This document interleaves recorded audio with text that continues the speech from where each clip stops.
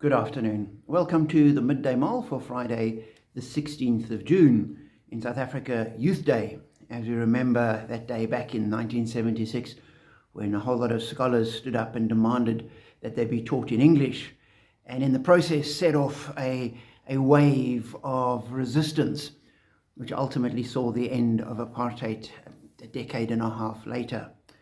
And in today's readings, as we read with McShane through Deuteronomy, we have two ideas focusing on young people.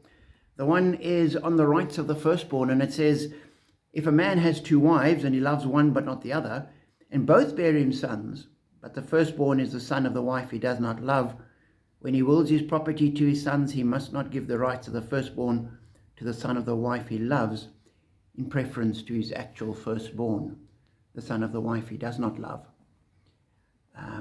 And reading that thought, it just highlights the problems with polygamy. And you see it as you read through scripture time and again. One wife loved, another wife not loved, and dissensions and problems and all sorts of issues coming out of that. And here it's quite clear. If the firstborn is the firstborn, and you can't impose on your children the dynamics of the parents and give your firstborn the rights that he needs. And so extending that, just thinking the rights that young people have must be protected, must be guarded. We must afford it to them. And so a challenge on our day of Youth Day.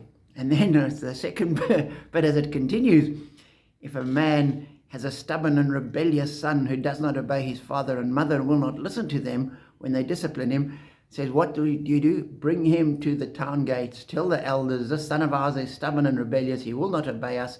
He's profligate and a drunkard. Then all the men of his town shall stone him to death.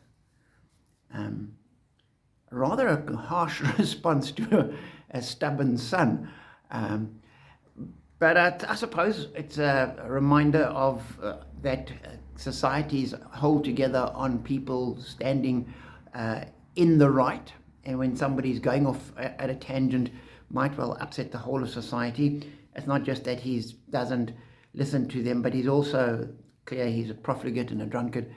And it's one of those laws that is in the statutes, but I've to have no recollection of it ever having been applied in Israel.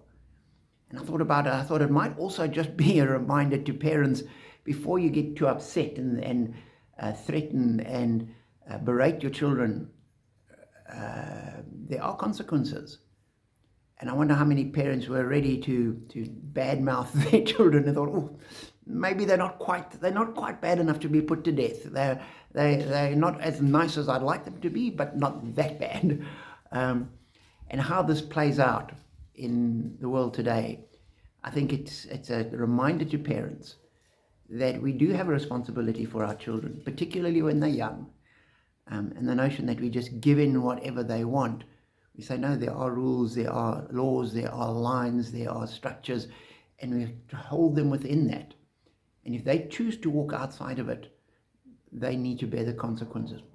Fortunately today, that's not getting stoned, but there will be consequences, and we can't protect our children from the consequences of their behaviors, despite many parents, particularly parents at schools, wanting to do that. So just two slightly divergent thoughts of young people for Youth Day.